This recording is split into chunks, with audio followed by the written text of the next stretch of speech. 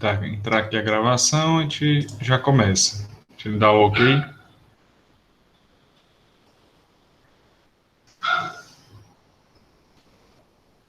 Então, como eu estava falando, hoje oficialmente a gente inicia a matéria da recuperação judicial de falência, tá? Mais conhecido como direito falimentar. Tá? Essa matéria você vai encontrar aí nos livros, né, doutrinas empresariais, como nós já apresentamos na nossa aula passada. A aula passada, inclusive, já está no canal do YouTube, tá? Então, quem quiser reassistir, foi só aquela introduçãozinha, falamos um pouco sobre a disciplina.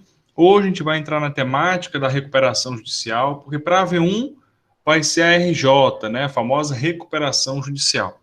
Para a V2, a gente vai ficar mais focado na falência, tá bom? São dois grandes temas que a gente vai estudar, e tendo a base da RJ, tendo a base da recuperação judicial, a falência é praticamente o mesmo procedimento, só muda alguns detalhezinhos, né, ordem de pagamento, credores, isso aí influencia, tem algumas nuances importantes, tem algumas peculiaridades do procedimento falimentar, tá? Mas, de toda sorte, a gente já aprendendo a recuperação judicial, isso vai dar uma grande base, né, para que a gente possa aí aprofundar no estudo, tá? Então, bora lá para a nossa aula de hoje. Eu estava aqui com o PowerPoint pronto. Agora sim, apresentando a vocês, vou colocar aqui na tela estendida, que fica melhor para vocês enxergarem.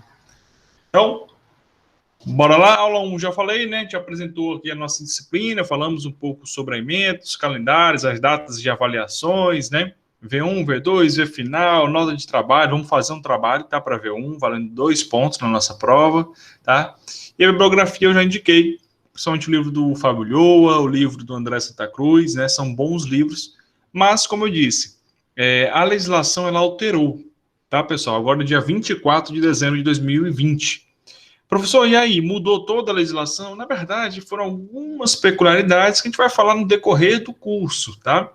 Mas, por exemplo, hoje a nossa aula você não precisa saber da legislação nova, né? Porque como a gente está estudando na graduação, aqui na graduação, a gente vê bem a parte conceitual, vocês entenderem, aprenderem o que é uma recuperação judicial e o que é uma falência, né? Os seus nuances, o que é importante para cada procedimento.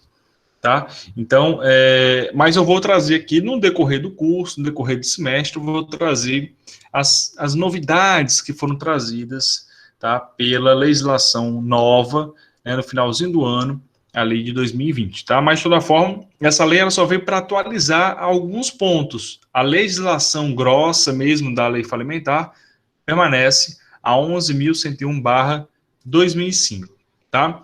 A gente pegando a nossa ementa, a nossa unidade número 1, ela vai trazer esses pontos aqui, tá? Função social da empresa, recuperação de empresa, diferenciação da concordata, natureza jurídica, conceito e crédito submetido. É tudo que a gente vai falar na nossa aula de hoje, tá bom? Tranquilo? Então, esse vão ser, a gente vai seguir bem a nossa ementa, bem o nosso cronograma, tá? É uma disciplina, como eu disse, muito tranquila, dá tempo de sobra, tá? Até o final do semestre para a gente ver todo o conteúdo. Tranquilo? Então, bora lá. Bom, pessoal, a primeira coisa que eu queria falar com vocês, isso aqui não está nem na ementa, tá? É mais a título de curiosidade de fato.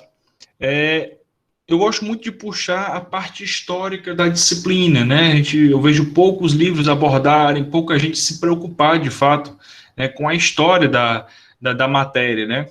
E é importante a gente entender, porque a partir da parte histórica, né, a gente consegue, então, entender o presente e, quem sabe, pensar no futuro, né? É assim aquela famosa frase, entenda o passado para compreender o presente e prever o futuro, né?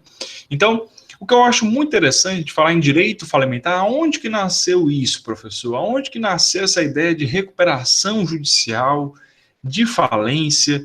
Quando foi que tiveram essa ideia, né, de colocar esse tipo de procedimento no mundo do direito, né? Isso aí, o direito falimentar, a gente vai ter que voltar o tempo ali para a Roma antiga, tá? Muito interessante, porque na Roma, o devedor respondia com suas obrigações com a própria liberdade.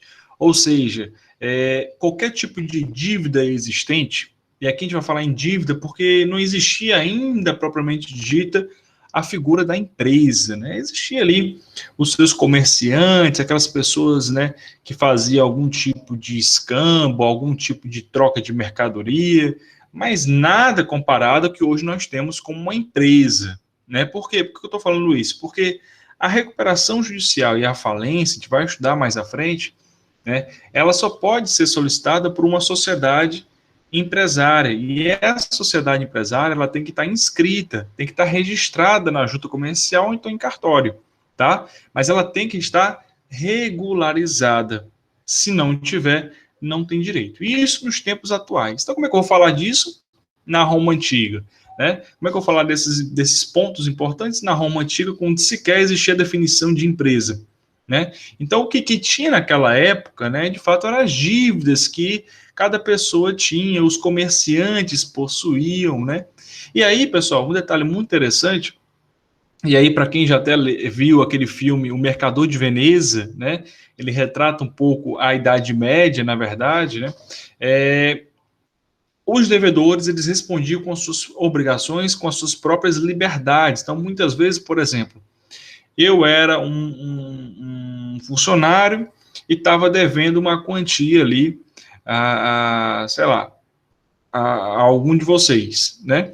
E nessa quantia estava devendo a Antônio José Liz, tá? Então, estava devendo R$1.000. Não tinha como pagar isso. Então, como é que funcionava naquela época? Eu pagava por meio da minha própria liberdade. Então, eu trabalhava por um mês ali para a Joselice ou algo do gênero, né? Como forma de a minha liberdade ficar restrita a seu favor, né? Então, com isso, eu pagava os R$1.000 que a gente estava devendo. O famoso não tem dinheiro, vai lavar o prato, né? Na verdade, isso já remonta à Roma Antiga, né? Por quê? Porque as dívidas você pagava quando você não tinha esse dinheiro com a sua própria liberdade, tá? Então, essa liberdade, a gente tem aqui exemplos como encarceramento, a pessoa ficava presa, né, até pagar toda a sua dívida, a pessoa era vendida, às vezes, como escravo, tá? Então, ó, você não pagou sua dívida, pois bem, então você vai ser meu escravo e eu vou lhe vender, e o dinheiro que eu arrecadar, eu vou dar como quitado, né? Ou então, muitas vezes, quando a dívida ainda era muito alta, né, e não tinha condições alguma de honrar o pagamento, ocorria ali a morte do devedor, né? Isso já um nível mais pesado, tá? Mas isso aqui é só a título de curiosidade para vocês verem mais ou menos o nascimento desse instituto, né, dessa ideia de pagar dívida, tá? A primeira previsão, assim dizendo, que veio colocar algo em letra de lei foi a Lex Poetelia Papiria, ou seja, a primeira lei, 422, antes de Cristo. Olha só, meu povo, como é antiga essa matéria que a gente está estudando, né? Essa lex, né, essa lei, na verdade, ela proibia tais atos de privação, estabelecendo agora a responsabilidade patrimonial do devedor. O que isso que é isso, professor? Na verdade, essa ideia de pagar com a própria liberdade, de pagar com a própria vida, né? Muitas vezes o devedor era morto, né? Para honrar, não servia muita coisa, né? Se eu matasse a pessoa, a dívida continuaria existindo, né? Então, 428 antes de Cristo, olha aí, pessoal. A galera já começou a se reunir e ver que isso não tinha muito futuro, né? Você vender, ou você prender, ou você matar um devedor. Então, o que acontece nessa legislação? A primeira lei, assim dizendo, ligada ao direito falimentar. Ele proíbe esse ato de privação, né? E passa agora a estabelecer uma responsabilidade patrimonial. Então, o devedor, ele não vai mais responder com a sua dívida, com a sua liberdade. Ele não vai mais ficar preso à sua pessoa. Ele não vai ficar mais encarcerado. Ele não vai morrer mais pela dívida. A partir de agora, ele passa a responder com o patrimônio dele. Então, se porventura eu, que estou devendo aqui a Joselice, tivesse uma casa, tivesse um terreno, uma plantação, isso servia na época, né, como uma forma de pagamento, né? Isso após a legislação Lex Poetelia Papiria, tá? Pessoal, isso aqui tudo só por curiosidade, tá? Para vocês, precisa saber isso aqui, né? É só título de cultura, né? Para vocês, aqui a gente na graduação te estuda um pouco mais aprofundado, porque em outros cursos, né, em cursinhos da vida, você vai direto para a letra da lei. Aqui a gente faz a graduação, é diferente. Então a gente estuda toda essa parte doutrinária, tá? Sim, professor. Aí a perguntinha aqui do balão. Mas se o patrimônio devedor não conseguir saldar a dívida, Essa era o grande questionamento da época. Né? E aí, professor, certo? Beleza, então vai que o patrimônio do devedor seja uma casa, mas a dívida dele é de R$ 1 milhão. E aí, como é que fica?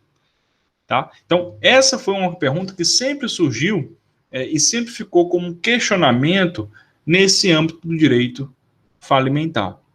Tá? E aí, hoje, nós temos, né, a ideia da suspensão do processo, até que haja algum tipo de benefício. Né? Hoje tem diversas saídas, mas isso questionava muito ali os doutrinadores, os juristas da época. Tá? Deixa eu só ver se alguém falou um negócio que apitou para mim. Boa noite, Rosângela, tudo bom? Maravilha, viu? Eu vi aqui você que era alguém que estava perguntando alguma coisa, mas show de bola, pessoal. Bora lá continuar. Então, essa pergunta, ela sempre, na verdade, ficou ali na mente, né, dos juristas da época. Tá, beleza, vamos agora estabelecer essa responsabilidade patrimonial, o devedor ele vai passar a responder, portanto, com o seu patrimônio, mas e aí? Se ele não tiver como pagar, se o patrimônio dele for muito pouco em relação à dívida, o que vai acontecer? Né? Então, esses questionamentos começaram, portanto, né, a serem levantados, né, até que na Idade Média, tá, em especial no Código Comercial. Esse Código Comercial, pessoal, não sei se vocês vão se lembrar, mas ele tem um grande marco, ele serve como um grande marco no direito empresarial. É nele que a gente começa a ver ali os atos empresariais. Vocês lembram disso? Lá em Teoria Geral da Empresa, empresarial número 1, né? Os atos empresariais, o que eram os atos, atividades empresariais para a época, né? O próprio Código de Napoleão, ele previa isso em lei, eram os atos de comércio, né? Lembram?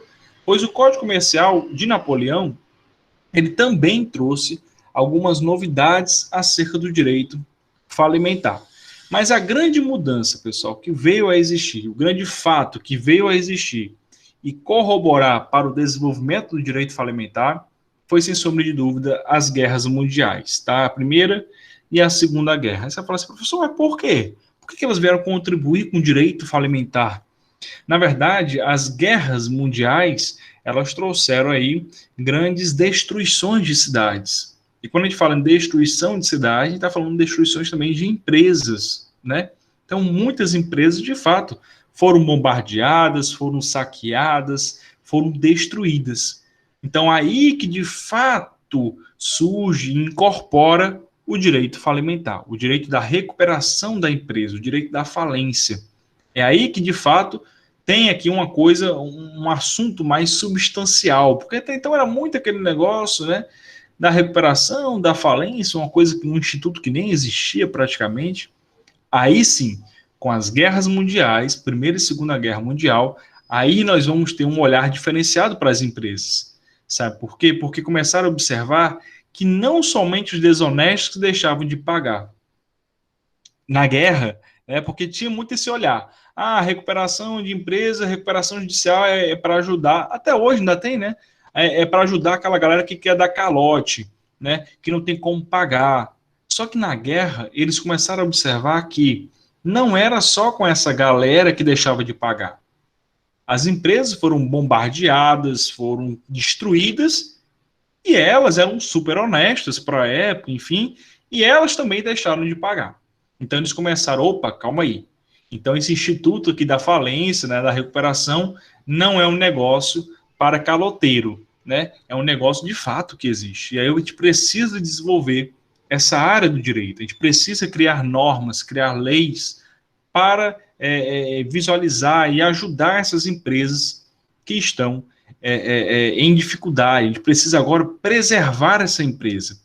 E aí vem um balãozinho. Ó. O foco agora não é mais no devedor. Não se fala mais no devedor pagar com a vida, pagar com a liberdade, virar seu empregado, morrer, né? Não, o foco não é mais no devedor. O foco agora é na preservação daquela empresa.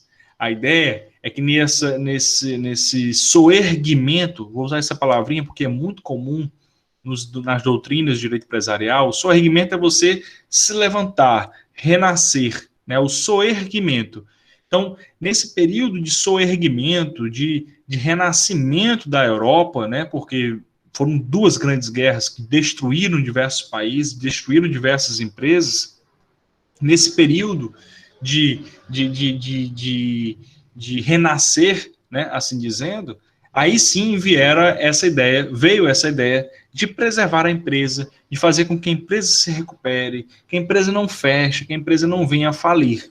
Então, aí surge o Instituto da Recuperação e o Instituto da Falência, né? Então, pessoal, aqui é só a título de curiosidade, esse panorama histórico para a gente poder ver que desde o início, antes de Cristo, já se existia uma discussão acerca, né, daquela pessoa que não pagava, que não honrava com as suas dívidas, né? E essa pessoa, ela foi se desenvolvendo esse estudo, né, até chegar no direito falimentar propriamente dito, por meio ali da pessoa jurídica que deixava de honrar. Beleza? Tranquilo? Então, isso aqui, pessoal, a título de curiosidade, não vai cair em prova isso não, tá bom? Tranquilo? Opa, pronto. Então, chegando nos dias de hoje, né, nós nos deparamos com a recuperação judicial. Bom, quando a gente fala em recuperação de empresa, o nome ele já diz tudo, né? Eu vou recuperar uma empresa que esteja com estado de insolvência. Quando eu falo em insolvência, quando eu falo em crise, três pilares no direito empresarial se resumem a essas crises empresariais. Nós temos uma crise econômica, e aqui às vezes vai até além do mundo empresarial, é o que está acontecendo, por exemplo, agora, né? A gente está vivenciando uma crise econômica, né? Que foi agravada por na verdade, a pandemia agravou uma crise econômica, né? Então, tem empresas hoje em dia que estão pedindo recuperação judicial, que estão pedindo falência, não porque tiveram dívidas ou não porque os sócios não souberam administrar, mas é porque assuntos externos, assuntos econômicos acabaram influenciando na crise daquela empresa, tá? Então, quando a gente fala em crise no mundo empresarial, três grandes crises existem. Crise econômica, é essa que eu falo, que é relacionada à economia do ambiente a que a empresa está inserida. Crise financeira, essa já é dentro da empresa. É quando a empresa, por exemplo, ela já começa a acumular mais dívida do que crédito. Ela passa a ter mais conta para pagar do que para receber, né? Então é uma crise financeira.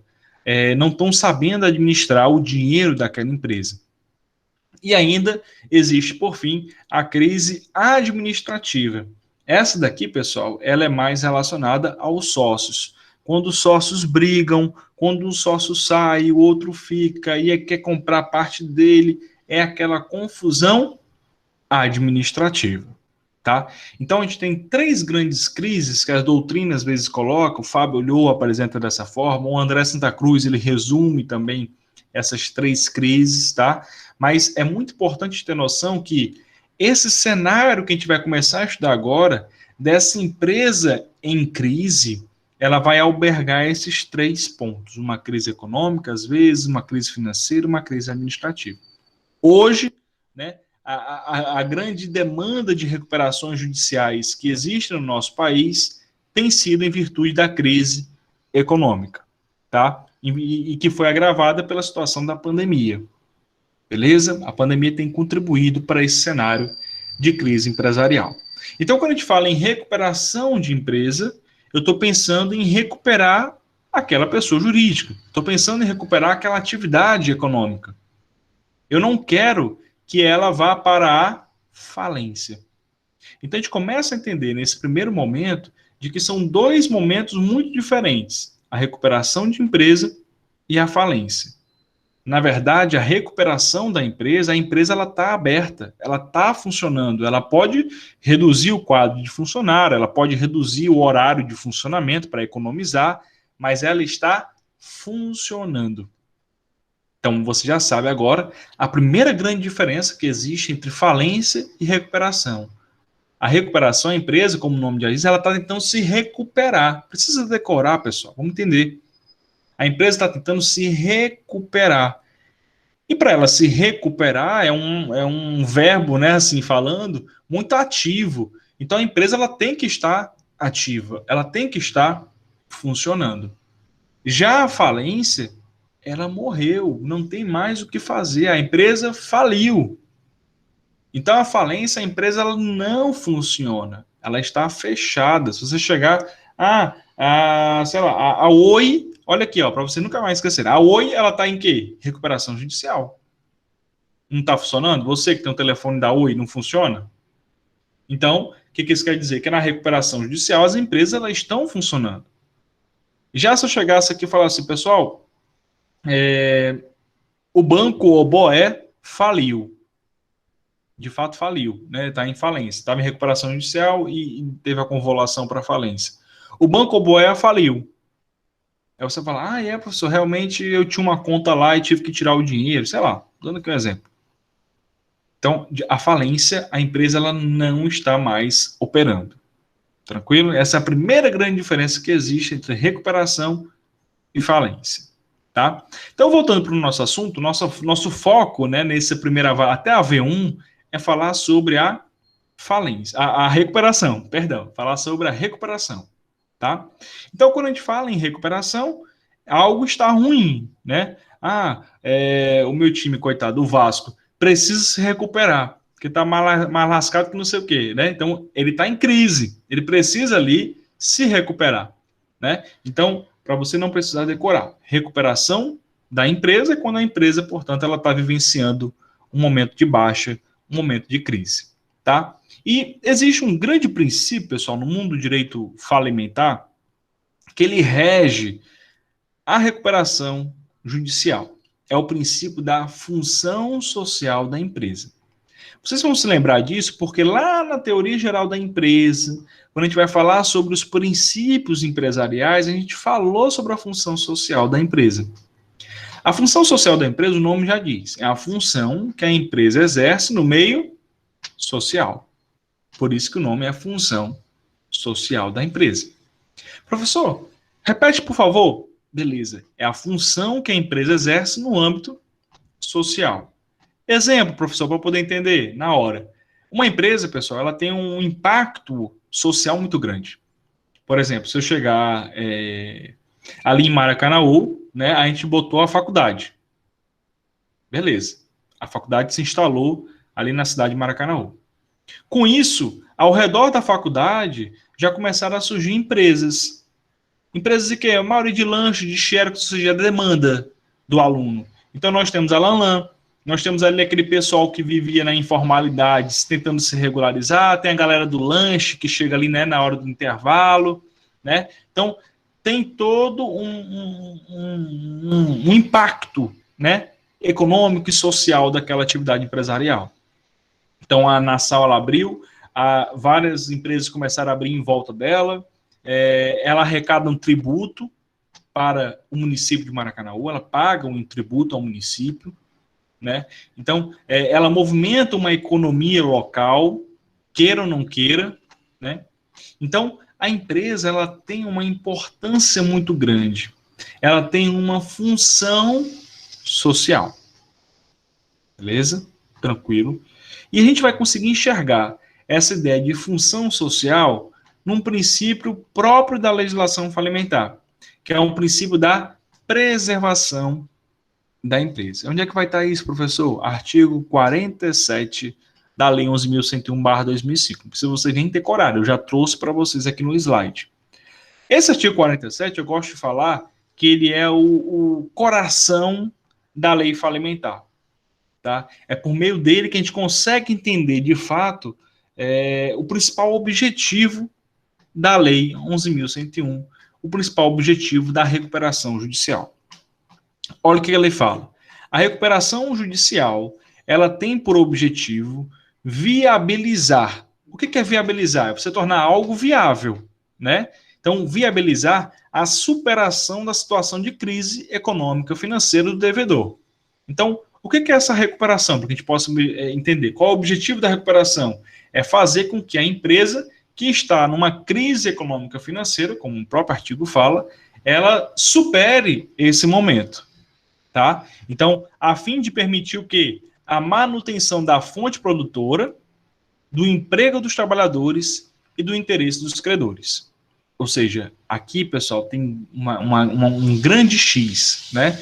Eles falam, a legislação fala, né, que a ideia da recuperação, a ideia é proteger a fonte produtora. Quem é a fonte produtora? É a empresa. Ela ainda gera emprego dos trabalhadores e ainda interesse dos credores. Os credores é todo mundo que consome naquela empresa. Então, vamos lá, vamos trazer para a nossa realidade. A Uninasal Maracanaú chegou no município.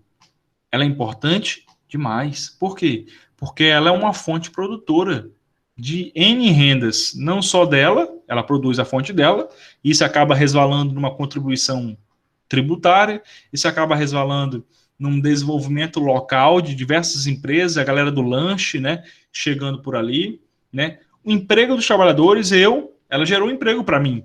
Ela gerou emprego para os trabalhadores, para os professores, para o pessoal da limpeza, para o pessoal do CRA, ou seja, diversas pessoas estão empregadas graças à Uninasal que chegou lá.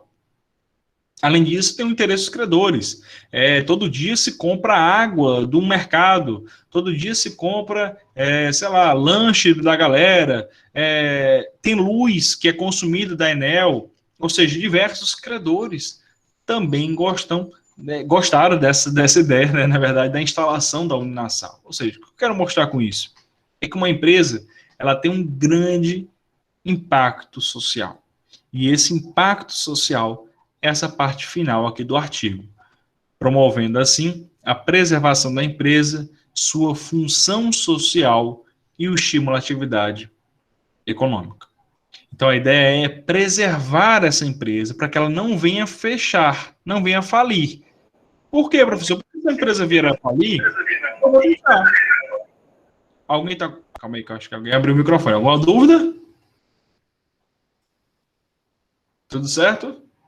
Acho que alguém abriu o microfone, mas se o pessoal fica à vontade. Qualquer dúvida, pode abrir aí, tá? Então, a grande ideia da recuperação judicial, o grande objetivo da recuperação de empresa é fazer com que a empresa se recupere e ela não venha a falir. Por quê? Como eu estava dizendo ainda há pouco. Porque se a empresa vir a falir, ela vai fechar. Se ela vai fechar, ela não vai gerar mais emprego. Se ela não vai gerar mais emprego, eu que moro ali em Maracanaú, exemplo, se eu morasse lá, mas eu moro em Maracanaú, não vou ter mais dinheiro para comprar mercadorias, enfim, comida ali em Maracanaú. Eu não comprando, o supermercado deixa de vender. Eu deixando de vender, o supermercado deixa de comprar do produtor. O produtor lá no interior, ou seja, olha o impacto que gera um fechamento de uma empresa. Então, a ideia, pessoal, é sempre buscar a recuperação judicial. Judicial porque é pela via judicial, tá? Então, o nosso objetivo inicial, geralmente, quando você pega um cliente, por exemplo, eu tenho um cliente que ele é uma empresa de segurança armada, né? Aqui em Fortaleza. E já há um tempo que eles vêm já discutindo questão de planejamento empresarial e chegamos a um denominador comum, assim dizendo, de que é preciso a gente entrar com um pedido de recuperação, porque a empresa ela não está conseguindo se sustentar, eles já abriram outra, estão focando na outra, que é de portaria eletrônica, estão ganhando dinheiro com isso. Então, aquela empresa de vigilância armada, eles vão deixar de lado. Então, mas para isso, a gente vai tentar a recuperação judicial para quê? Para que a gente consiga honrar, pagar os credores, né, de maneira ativa mesmo, a própria empresa se pagar e não atingir os bens ali dos sócios, tá? Então, o que eu quero mostrar para vocês é que é muito comum, ainda mais vocês agora, vocês vão lidar com uma leva grande, até vocês se formarem, pessoal, vai estar sempre em alta esse período, essa matéria da recuperação judicial. Recuperação é uma área em constante crescimento no mundo do direito, tá? E a ideia é essa, é a gente buscar fazer com que essa empresa ela não venha a fechar, ela continue viva, ela continue ativa, tá? Por que eu quero que ela continue ativa? Porque a empresa ela tem uma função social. Então a ideia é preservar essa empresa. Beleza? Não precisa decorar, tá, galera? Vamos entender os conceitos, vamos entender toda essa história que a gente está conversando, que fica tranquilo. Não precisa, função social, tem gente que decora, função social da empresa. Mas não, senhora, é gerar emprego, é gerar movimentar. Não, entenda, cara. A função social que uma empresa ela exerce no âmbito que ela está inserida. Tá? Então, a gente conseguindo compreender isso, fica muito fácil de você entender o princípio. E depois o princípio o princípio falimentar, que é a preservação da empresa, aí que fica mais fácil ainda você compreender. Porque se a empresa ela tem uma função social, o que quer dizer o princípio da preservação da empresa? Eu quero que essa empresa seja preservada. Não quero que ela venha fechar. Tranquilão? Entendido até aí? Então, hoje é uma das principais aulas, né? Porque a gente entendendo isso daqui, tudo que for você estudar daqui para frente vai ser muito mais fácil. Porque a gente já sabe que existe uma empresa e essa empresa ela quer ser preservada. Eu vou bater muito nessas teclas, vou até ser um pouco repetitivo, mas por osmose vocês vão acabar entendendo esses conceitos de preservação de função social, tá? Essa matéria, pessoal, função social nem tanto, mas preservação da empresa, volta e meia, é cobrada em provas de concurso. Principalmente aí, a galera que está estudando para a Cefaz, tá? Então, se você pensa em fazer o concurso da Cefaz, né, que já está com banca agora definida, a prova da Cefaz cai muito em direito empresarial, porque você trabalha com fisco, com tributo. E dentro dessa matéria de direito empresarial, tem muito recuperação judicial. E preservação da empresa é um dos temas que volta e meia cai em prova de concurso. Tá? Então, só fechando a dica, nosso aqui não é um cursinho preparatório para concurso, mas eu sei que tem a galera aqui que está estudando para essa prova, que está se preparando, né? Então fica aí a dica de direito empresarial, tá?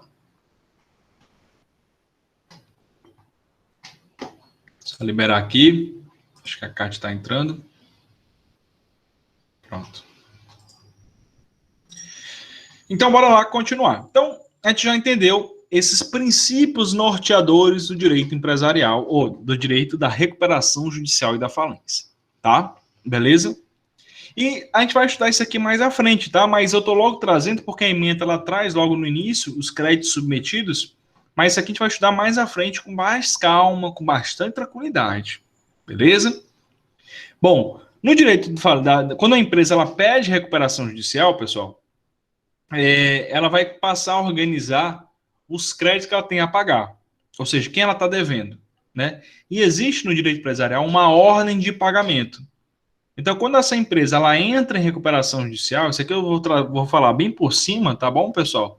Porque a gente vai estudar isso lá na frente, daqui a umas 2 ou 3 aulas, de forma mais aprofundada, tá? Mas eu estou trazendo isso aqui porque quando a gente for falar lá na frente, eu falar, pessoal, vocês lembram daquela ordem de pagamento que eu falei com vocês? Pronto, agora a gente vai estudar realmente, né? Então, quando a gente entra com o processo de recuperação judicial, lá na frente, após todo o trâmite, existe uma ordem de pagamento.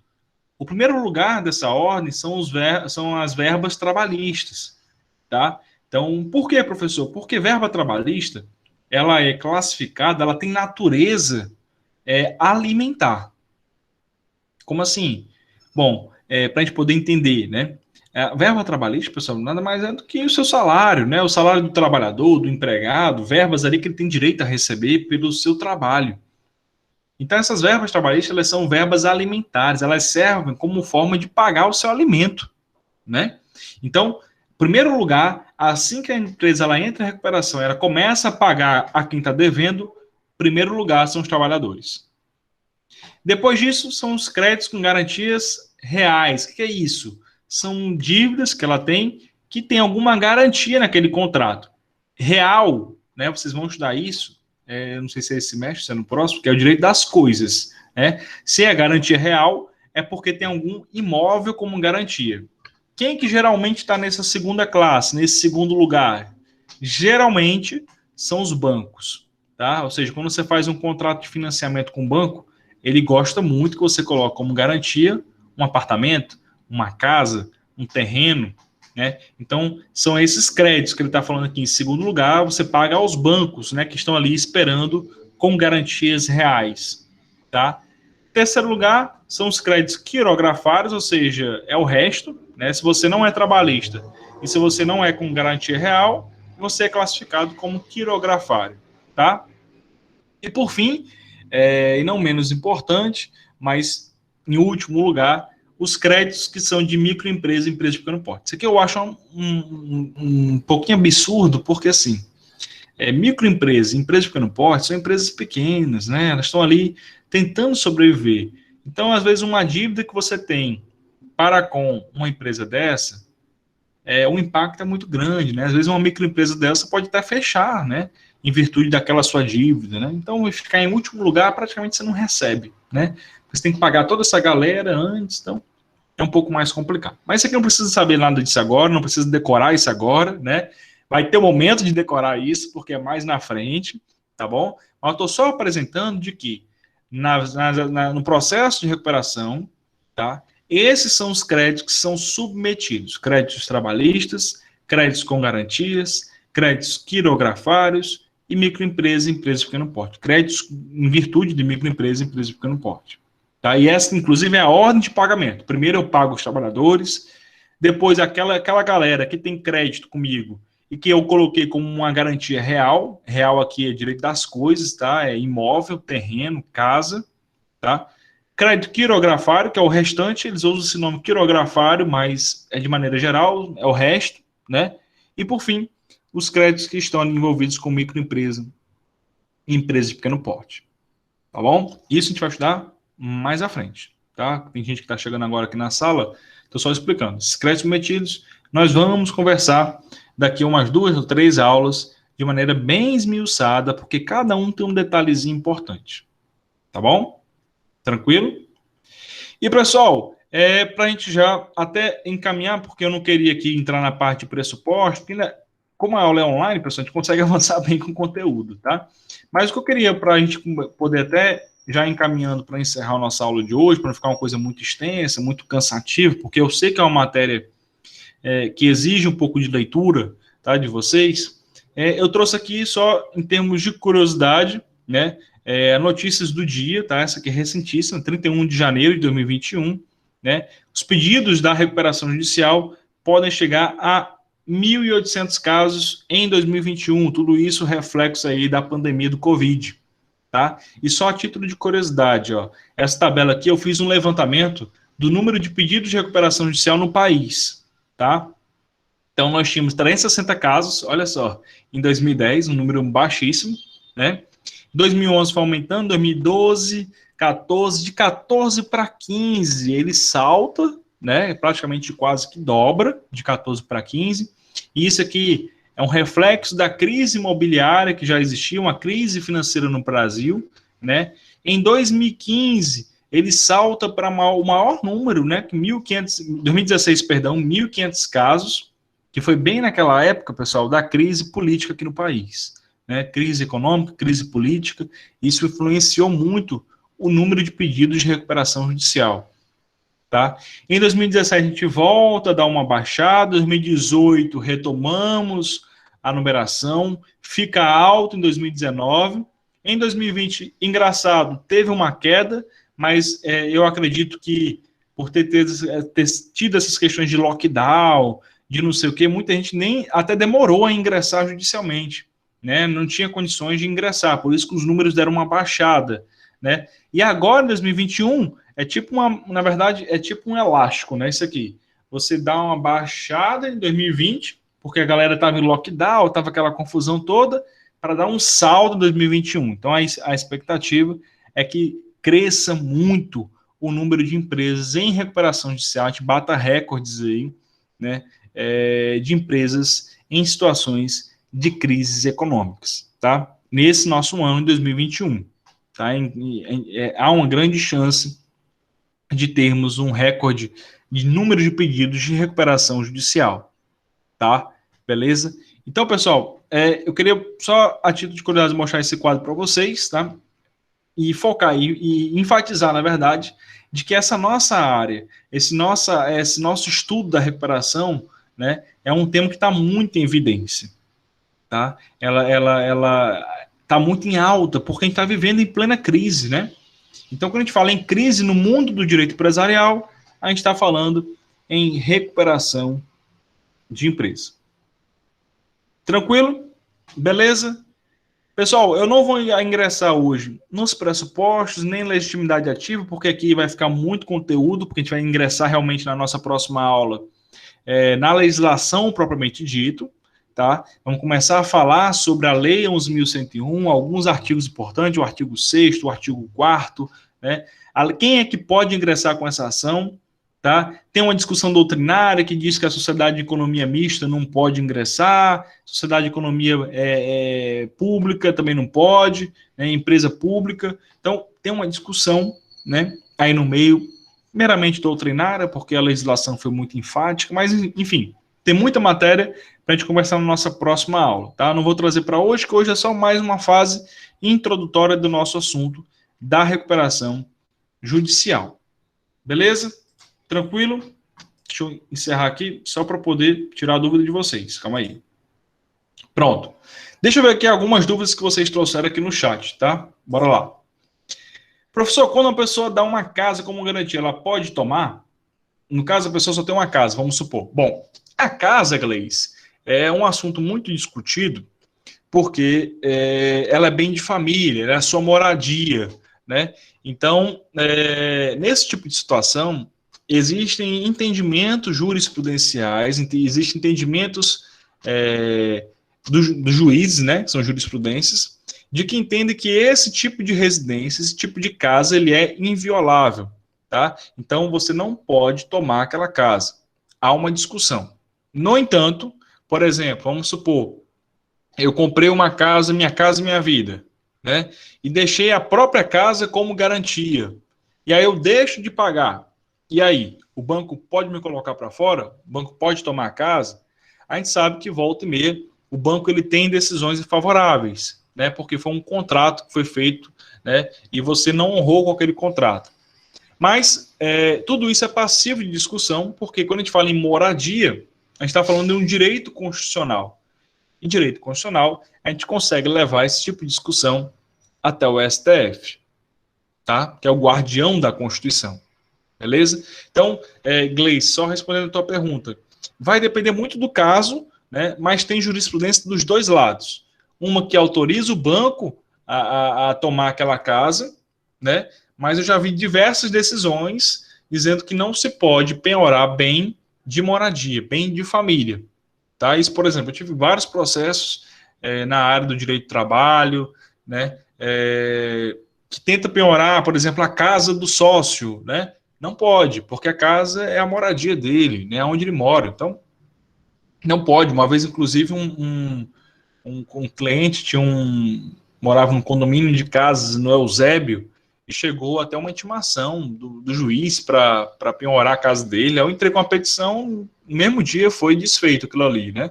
Porque não pode, casa não pode ser penhorada, passivo disso, porque é a sua residência. É óbvio que eu estou falando assim, casa onde você mora, né? Ah, o cara tinha uma casa de praia, aí é outros 500. Né? Não tem como defender uma situação como essa. O cara tem a casa de praia e não mora lá, né? Então a casa de praia é passível de ser penhorada, assim dizendo. Tá? Então, Gleice, vai depender muito do caso, mas tem jurisprudência dos dois lados. Tá? O William perguntou aqui, ó. Márcio, os fornecedores ficam uma lista para receber.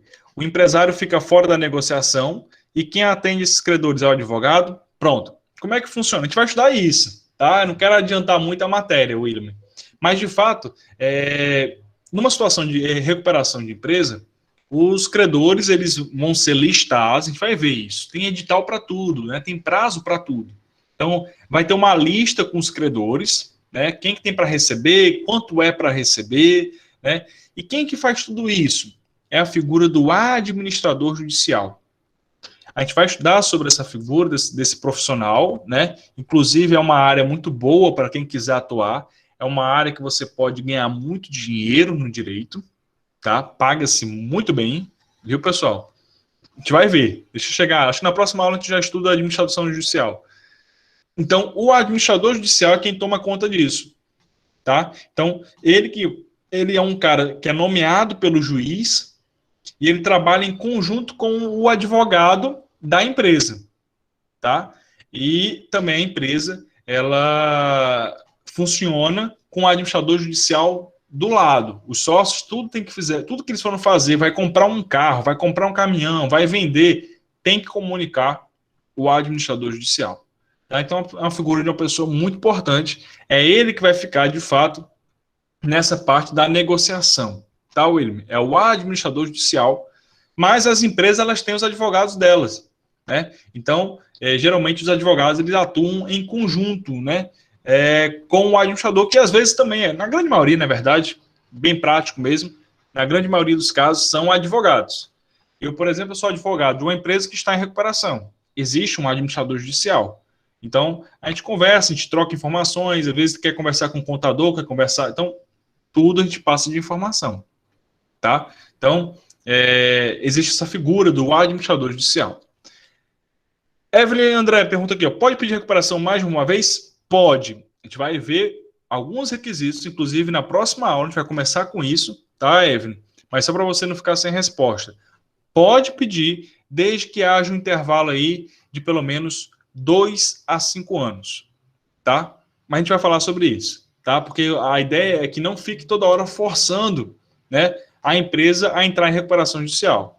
Então, ela não pode ter pedido recuperação judicial nos últimos 5 anos, tá? Beleza? Para quê? Para que não haja esse vício. Toda hora ficar pedindo recuperação judicial. Mas ela pode pedir. Tá? Pode acontecer da empresa pedir recuperação judicial, deu certo, beleza, se sustentou, mas, sei lá, 2 meses depois ela pediu de novo, não pode. Tá? Tem um intervalozinho aí de 5 anos. Tá? Beleza? Mas isso a gente vai ver na nossa próxima aula. A gente vai até, inclusive, acho que a gente vai falar um pouco sobre os sujeitos ativos, quem que pode pedir, e logo depois a gente já entra no pressupostos, tá? Que é justamente isso que a Evelyn acabou de perguntar. Tranquilo? Pessoal, então por hoje, 9h15, 9h30, estamos quase chegando aqui ao fim da nossa aula, tá? Essa aula está sendo gravada, eu vou salvar e vou disponibilizar lá no canal do YouTube, tá? Quem quiser rever, tá? Vai estar por lá disponível para vocês. Tranquilo? Vamos devagarzinho, vamos nesse ritmo, e dá para ir tranquilamente, ver toda a matéria, tá? Essa é uma matéria muito legal, muito gostosa, muita prática, né? Eu atuo nessa área, então a gente consegue trazer casos aqui para vocês.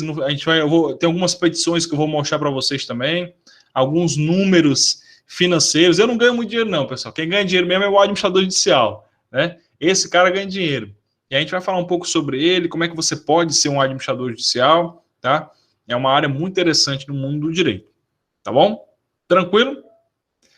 Galera, então por hoje é só. Agradeço demais a atenção de vocês. Semana que vem a gente retoma. Já vão dando uma lida aí na literatura, né, nos livros que tem direito empresarial. Podem ler. A lei não alterou nada disso. Aqui é a base do direito empresarial falimentar. Tá? Qualquer livro de recuperação de direito empresarial, a matéria está toda direitinho, como a gente conversou hoje. Tá bom? Tranquilo? Deixa eu então encerrar aqui a nossa gravação, só um momentinho.